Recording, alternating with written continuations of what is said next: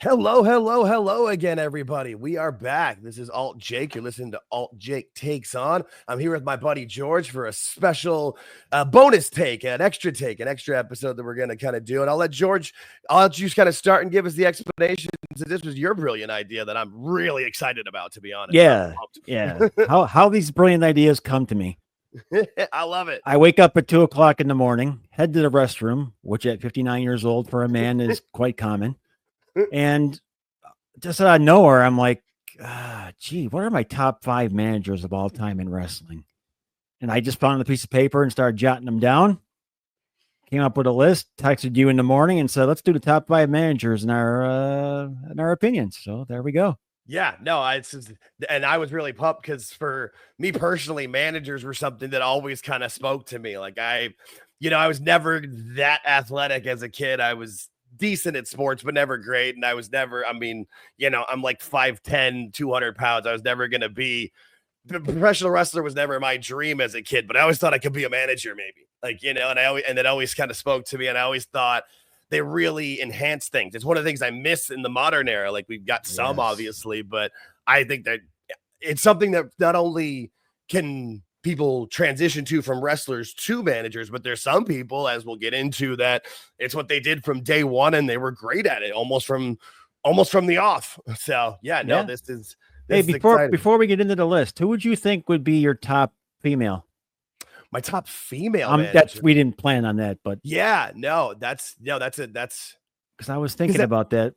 Yeah, because it's a lot more. They were more valets. Yeah, they weren't really managers. I mean, Baby Doll. I've been watching WCW a lot, so I guess I'm seeing Baby Doll and Precious. Yeah. They're all in the ring, so I'm thinking that maybe Baby Doll was the first one that stuck to me just because of her. I mean, her issues with Cornette and getting in matches with them. Yeah, there's that one video. Wrestled.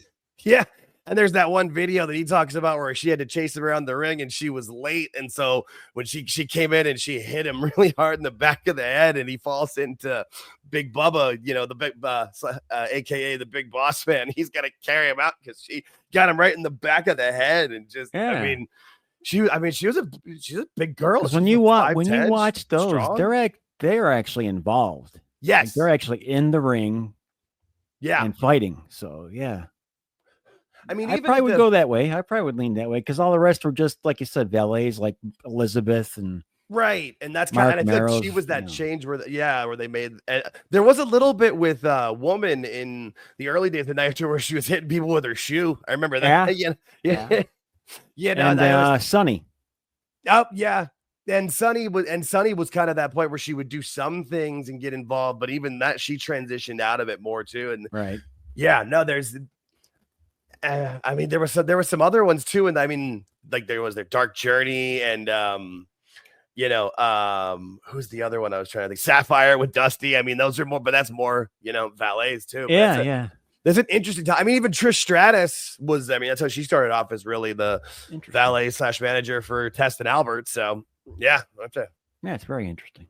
Okay. Yeah, no, I when I was doing this list, I thought there was a couple of things we thought about women and stuff, but I had done a discussion with one of my buddies a few months ago where we talking about like our Mount Rushmore of managers. And I basically just had that same 4 and I figured out another one to add. But I know we got some for a good start with some of the honorable mentions, with Lou Albano, the Grand Wizard. Yeah. My 3 honorable mentions were Captain Lou, JJ Dillon, and Grand Wizard. Yeah. No, JJ Dillon, because obviously the Horseman, I was 17, 18, 19. That's all.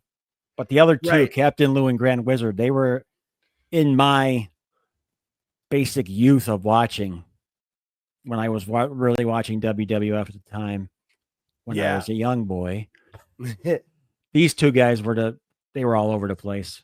Right. And that's cool. And back in the WWF days too, where they actually would manage multiple, you would manage like a stable of wrestlers. That's also where a lot of the change happened too, where, I mean, even getting into the mid-90s, it was usually the manager would manage one person. They would be like a unit or they would be like an act together. And I think it was almost, I really enjoyed the stables of teams where you could team them up together or one could save somebody else or they could. Yeah.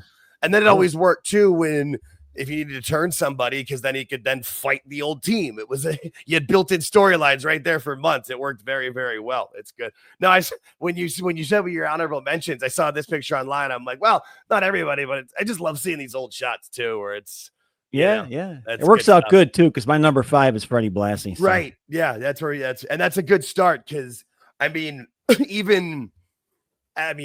not only did he have a great career as a wrestler, but he was a manager for so long that it even dipped in through the 90s and the Attitude Era. I mean, he wasn't there a ton, but he was part of certainly the last thing he ever did on WWF television was tell Devon to get the table. So, I mean, that's the hell of a long career that man had. Yeah, he stuck around. He stuck around a while, a little longer than he should have, but I get it.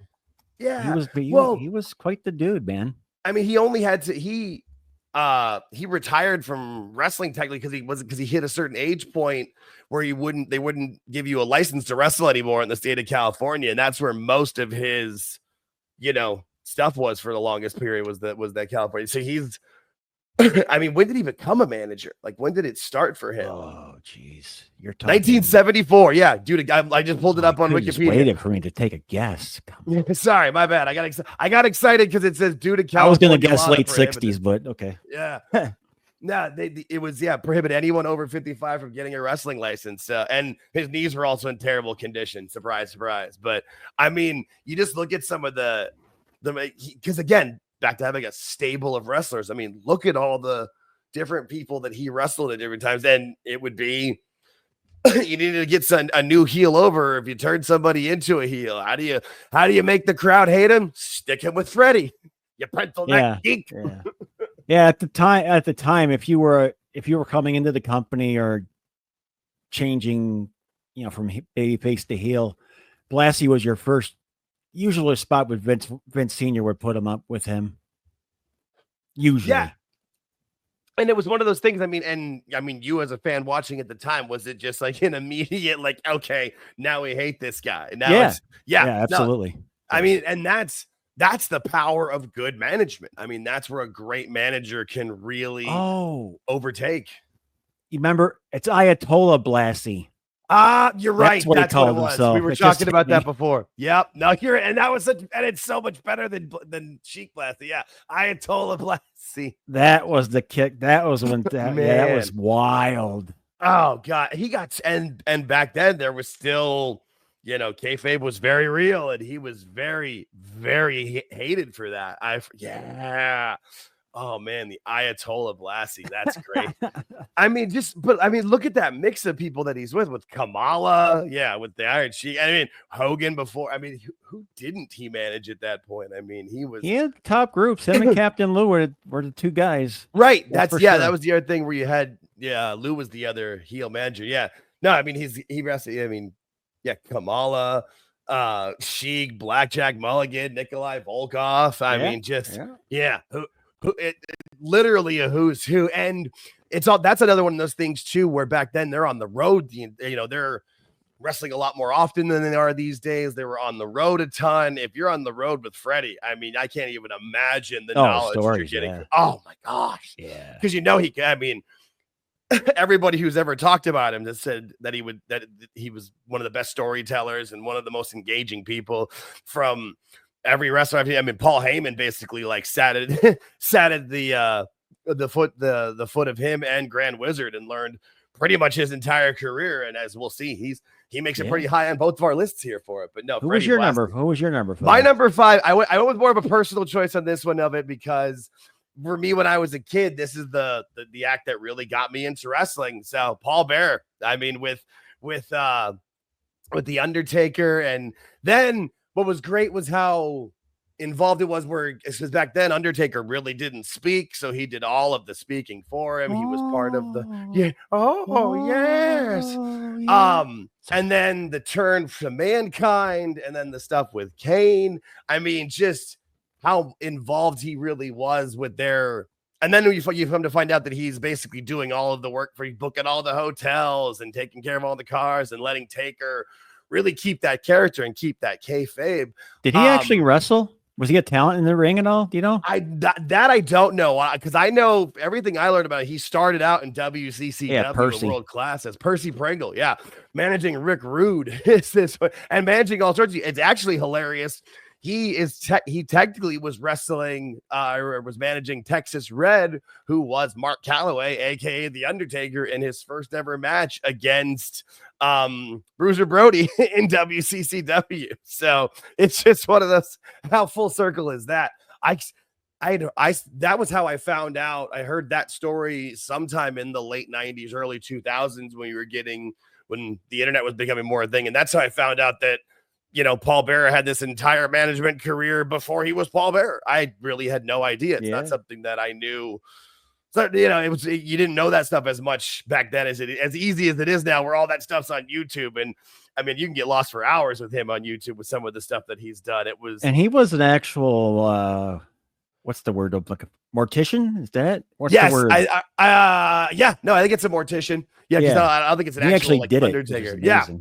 Or he would do the embalming and then run the funeral home. Yeah, when they found that out about him, that was the reason, because Bruce Pritchard was Brother Love managing the Undertaker, and he had to kind of make the decision of, does he want to do more character and TV work or be more involved behind the scenes and stop being on the road as much. And they had to transition Undertaker to somebody else, and they find out that Percy Pringle literally had that background. You dye his hair black, give him a little bit of makeup, and so he was Mr. X in the early 70s. He was an actual talent in the ring. I'm not surprised. I mean, most people not long, but he was there. Right. I'm also not surprised in that, because and that's where you find out a lot of managers where they wanted to be involved in the business and they wanted to make themselves, and they would be willing to do anything to be part of it. And that's what he did. And it doesn't surprise me at all that that's where he leaned into with it, for sure. No, that's could you imagine having a character or having a talent, the Undertaker, and you can't figure out what's going on? You need a manager for him. You find out you've got a guy employed for you that's working for the funeral home. When you hear them tell that story, it's one of those moments where they all look at each other like, wait, what? No, he couldn't have. Wait, what? Amazing. It's amazing. It really is. It really is like the most perfect situation. And I mean, what else could you ask for it? And then you're able to work the story in with Kane and with Mankind and keep him relevant and part of the stories. And then, I mean, turns out that he was Kane's father, and it was great. I mean, that stuff went on for so long. And then when Undertaker reverted back from the American Badass to the Undertaker at WrestleMania. Was it WrestleMania 20 in Madison Square Garden? And how does it start with, oh yeah, and everybody loses their shit. Even the stuff with CM Punk in WrestleMania 29, they involved the stuff with Bear's ashes and stuff, and people said, oh, it'd be in bad taste. And anybody who knew William Moody, the actual Paul Bearer, he would have loved it. He wanted to be part of it. That's who he was. 100%. Yeah, no, you absolutely got to love it. So, cool. So then I'll take over the number 4. So I'll go my number 4, Jimmy Hart. I mean, it was my number 4 too. I thought so. I knew we have a very similar list, which is not that unsurprising in the sense of it. But there's also, I mean, Jimmy Hart is one of those managers that you don't realize just how many people he managed for so long, through not only obviously the WWF heyday and like the main, with the Hart Foundation and, everybody else that he managed through. He was a heel manager for the longest time with Rhythm and Blues and, Honky Tonk Man and everything else with it. But then he also had all of this time in Memphis where he was managing with, sometimes with, but a lot of times against Jerry Lawler. That's an awesome suit he's got on, by the way. I know. This just so 70s. Like, this picture just screams wrestling 73 to 78, maybe. I don't know. This picture just prime Travolta right there. It's just, you're right. It is a little later 70s. Yeah, it does just, I mean, if you don't capture this picture on some level with just staying alive, I don't know what you're doing with your life. I mean, But he mostly managed heels though. He did. Yeah. No, because he was the wasn't it guy? Was it because they didn't call it the family, like they called it like his army or something? Well, it was called something like that with it, where he was, like the first it was the first family of wrestling. That's what it was. Yeah, no, that's what it was. And never mind, too, you got to remember he also has a career before wrestling where he was a vocalist for a band called the Gentrys, who sold 1 million copies of a song called, I think it was Keep On Dancing. That's what it was called. And that's all. And that turned into where he wrote like most of the 1980s and early 90s WWF themes that most people love. He wrote them and helped them record and perform them. I mean, if nothing else, he wrote Shawn Michaels' theme. That's still to this day the theme that he uses that everybody knows and loves. I mean, yeah, what makes him so good is he's so scrawny. Yes, and was willing to sell. Oh my gosh, willing to sell and take beatings and sell. I mean, talking about scrawny. Here you go. Look, there's a great shot. No, I mean, he was one of those managers, and I mean, there was something that I saw early on when I was, again, as a kid in the 80s, of how many, and he would take bumps in the WWF where they weren't doing as much, and then you see the footage of what he would do in Memphis, and it's just, shocking sometimes with what he would do, but he was willing to do it, and it only got him more over. And that's why, I mean, even when there were other managers would try to come into the into Memphis, and it wouldn't work. Like, he was the number one. You'd have to work the lesser loop or the open the shows. It just wasn't gonna.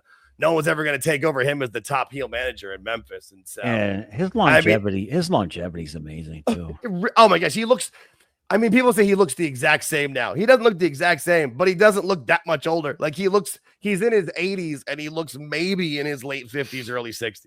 Yeah, no. And I mean, also to remember, he was the manager of Andy Kaufman during all of that, because Andy Kaufman couldn't be on every single TV show, but he was the voice for Andy to keep it going weekly, and they would film vignettes, and he would be part of all that. He would also help. I think he was the one that told Lawler, hey, we got to get the ambulance. Well, tell him to get up. He'll pay for it. All right, we're calling the ambulance. Mm-hmm.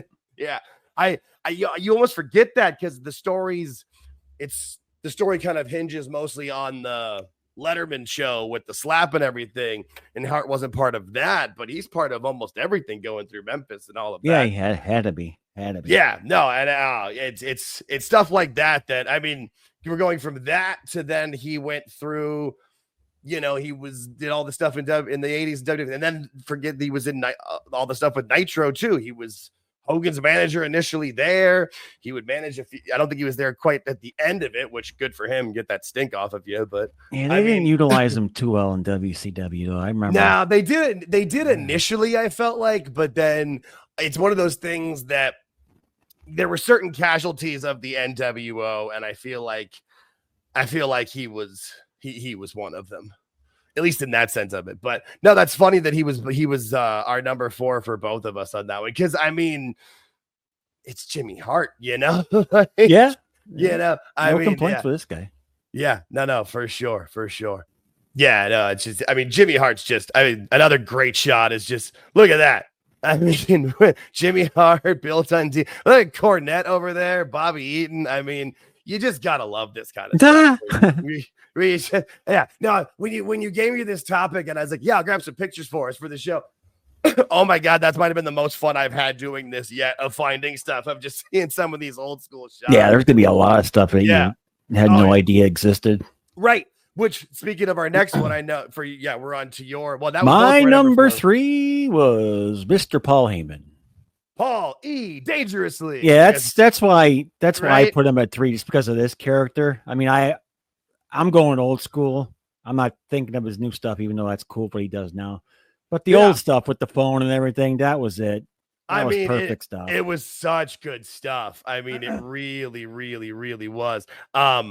Because of how like it was so topical too, with the yuppies and everything else. But you also have to take a step back and remember that he started off as, a photographer backstage at MSG. replace Humperdinck in that other picture, and then you got him in this one. I thought that was a great little juxtaposition, you know. No, see, for me, I have Heyman as my number 2, but that's because I am including what he has done recently, but very recently. Like he was my number 3 through the Brock Lesnar stuff, but with how important he's been to the most recent stuff with Roman Reigns and getting that over, and, you know, having the belts, and, you know, ladies and gentlemen, and the crowd literally finishing it for him. That longevity is the only reason I moved him up. But if this is one of those situations where there's no right or wrong, let's be real. You know what I mean? Like, they're both amazing. It's awesome. You know, Heyman's got you can't go wrong with either one on any level. I just think that it's great to see what Heyman is still doing to this day.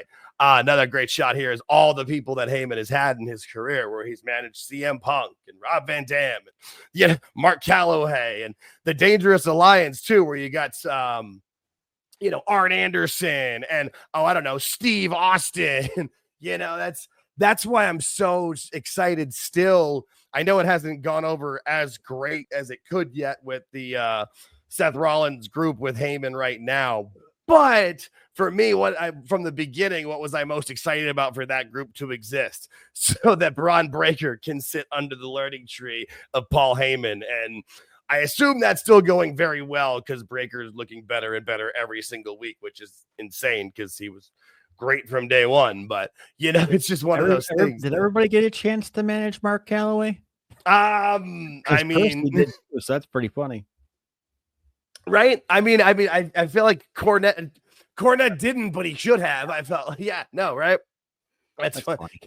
Yeah. No, when I saw this picture on Twitter, I was like, this is just great. And then you got with the Big Show, even Kurt Angle. I mean, I remember when they did that turn of the Big Show on Brock Lesnar, and I was genuinely shocked by it. I really was. I remember that. I forget what pay-per-view it was at, but I was just shocked because I thought that Heyman and Lesnar were going to be the team for quite a long time beyond that. Yeah. But hey, I mean, it worked. It was the only way you were going to have Brock seem like he was going to have any, fallibility. For God's sakes, he's a monster. But I do like watching the old school stuff with the phone, when he hits people with the phone. Oh man, yeah. Yeah. And then you got that wonderfully leads us into the next candidate on our list, because my number 3, your number 2, Jim Cornette, where Heyman hit him with the phone, and Cornette gigged himself, but it was cold in the studio, so he gigged himself a little too hard, and that's where you get that white suit with all the blood on it. Man, that was the old Midnight showing up to attack the new Midnight under Paul Heyman. And that's Heyman hit him with the phone to have that amazing iconic scene. So it's just some of that funny stuff that goes within it. But yeah, Jim Cornette, I mean, what can't you say about that man? I mean, he also managed, and initially his career, he managed a lot of different people at the beginning, but he really is known for his Midnight also Express. Again, starting out as a photographer. Yes, him and Heyman. It's funny how parallel their careers really are, where Jim Cornette was the photographer and backstage and learning the business from Memphis and from Jerry Lawler and from probably the biggest money-making Southern promotion. And then Heyman's doing the exact same thing up in New York under the highest grossing North promotion. So it's just funny how they're very parallel their careers are, and how a lot of times when you hear either of them speak, they're very much there are a lot of agreements of a lot of things. Heyman just is a little bit more extreme in the hardcore kind of stuff, where he went with it, and Jim did more of the Southern style that he did. But I mean, they both had their own promotions. Yeah. They were both amazing teachers for people in their careers, where people, I mean, Cornette has the OVW class of 2003 with Cena, Batista, Orton, Shelton Benjamin, Brock Lesnar, and Paul Heyman's got ECW and all of those people, and bringing the best out of those careers. So it's funny do the two ever intersect at the same time, at the same place?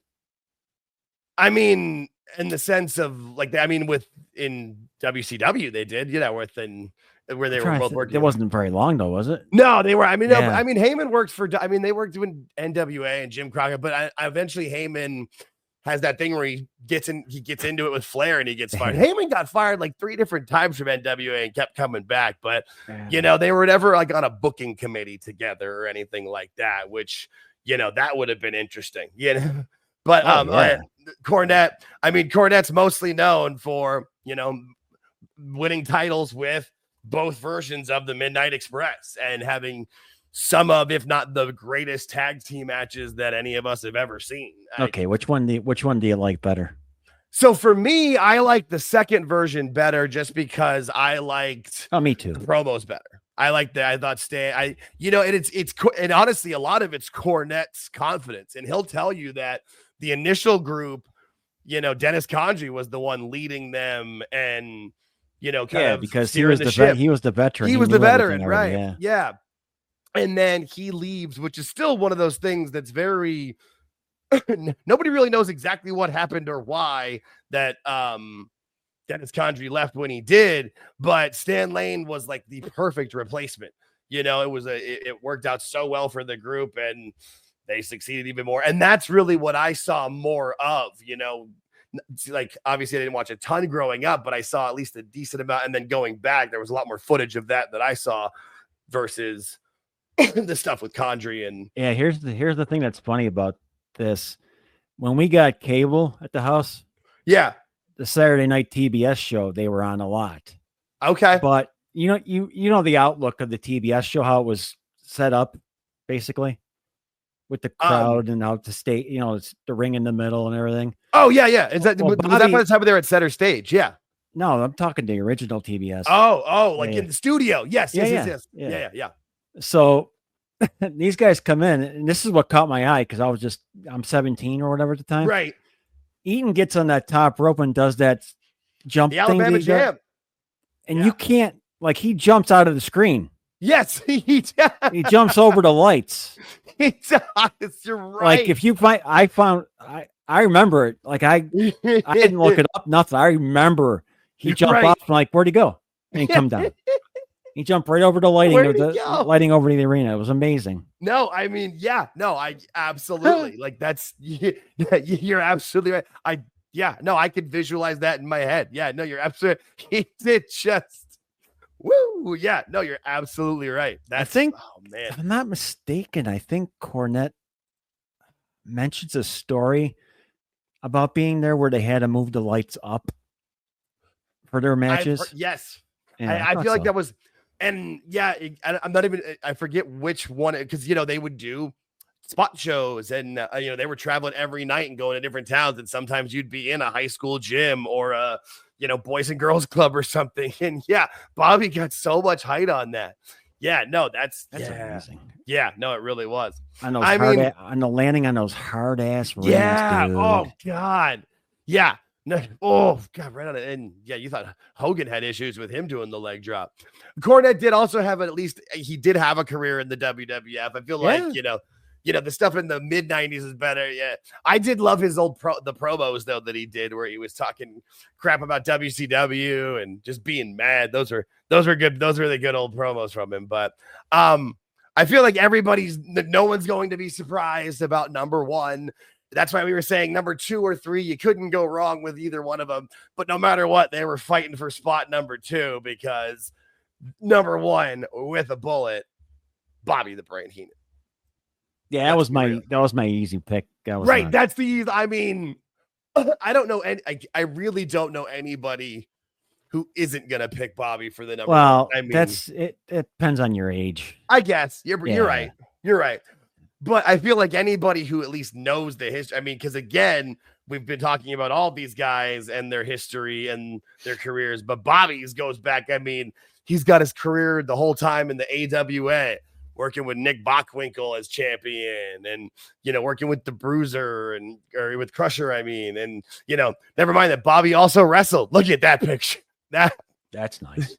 That is, I mean, just come on, like that's like, and that's why he could take bumps because there's talk about a guy who could really take bumps, what, obviously some of the ones that we saw from, Ultimate Warrior maybe weren't the best bumps for Bobby to be taking, but, he could really bump. He could really wrestle. He could really, and he was always involved in the matches. He was always ready to be the butt of the joke. He could be the serious heel though. Look at the stuff with Andre and WrestleMania 3 as well. Like he could do anything. And none of this is talking about any of his career on commentary, which is also incredible. We'll do that in our right. Time. I was gonna say this entire show was about just their management career. But Heenan may also be in the top, one of the best commentators too. Just different. Bobby was just incredible, and he didn't pass away till 2017. You realize that? Yeah, but he was sick for so long, and he lost his voice and the ability to. So yeah, now that's good for him. Yeah, because it's one of of anybody who was in wrestling that didn't get to have a podcast, I feel like him and Dusty Rhodes are the two that we just, damn it. They would have been great to have a podcast similar to Cornette. No guests, just, occasionally have guests, but mostly just telling stories, man. Just telling stories. So it's funny that you mentioned that about Bobby, because when I was looking for pictures, I found this. Bobby Heenan with CM Punk in Ring of Honor. And I mean, talking about longevity, like that is cool. And look at Punk's face, like, because he's a historian, he really appreciates the history of the business. And I mean, I didn't know this existed. I didn't know this happened. I missed this wherever this happened and whatever it was, but this picture just made my heart happy. Like, I think it's one of the reasons why I like CM Punk so much, is especially as I've gotten older, is how much, he respects this. He has that history with Harley Race, and, he wrestled Ricky Steamboat, and, like, it's just, he's the last person to lose to the Undertaker's streak, for God's sake. Like, he's like our last tie to those old territory days. But Bobby Heenan, I mean, and talk again, and also talking about too, of having a stable and a family. And Bobby was also great too, because if they wanted to turn somebody babyface, just have them turn against the family, and it was great because Bobby would get them over that way. And so he was great at getting people over, either because he was with them or against them. He was fantastic at all of it. Like, he was always interesting to me was the fact that the amount of actual physical abuse he would take when he could. Right. Obviously, as he got older, he stopped doing that. But when you actually watch some of his earlier matches where he's the manager, he's taking some pretty good shots. Yeah. So I was impressed watching him. Yeah, no, absolutely. He definitely was. And when you find out about the neck, I feel like when I heard that he had the neck issue, I was like, wait, but he took a lot of bumps that I can remember. Yeah. I mean, but he was. And that's also why when, Brian Pillman grabs him in WCW, he dropped the F-bomb on television because he was on the no touch list for a reason and he wasn't prepared. And what the fuck? Yeah, no, that's, but yeah, Bobby's just, I can't say enough good things about Bobby Heenan. That's also one of the reasons why Cornette was able to get over so well in WWF right at the beginning, because he came out, I think they were somewhere in upstate New York, and he comes out to the middle of the ring and Bobby gets off commentary. Do you know who this is? And comes out and puts him over for the crowd. And it was great. And, Cornette, you could see another person with this giant smile on their face. Like, Bobby Heenan is putting me over on television. Holy shit. Yeah, definitely the best. And oh yeah, no, 100%. The absolute greatest. Now that was why when you gave me your list so I could pull the pictures up, it was funny. I'm like, well, figured we were gonna have some similar ones, but I knew even if we only had one the same, it was gonna be Bobby number one. Let's be real.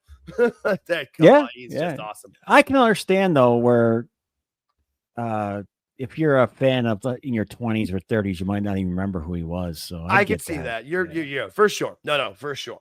And that's one of those things where one of the things I love about opinions and conversation is no one's wrong for having an opinion. This is not an objective topic. This is a subjective topic. It's especially managers, not like, titles or whatever, it's wrestling. It's fun. That's why, there is no right or wrong. It's just a great and fun conversation. I just knew, knowing you and knowing me, that was the one that we were going to for sure agree on. But, it was, that was a lot of fun. I'm really glad we had that conversation because that was, hopefully another idea pops into my head tonight when I go to the bathroom at 3 a.m.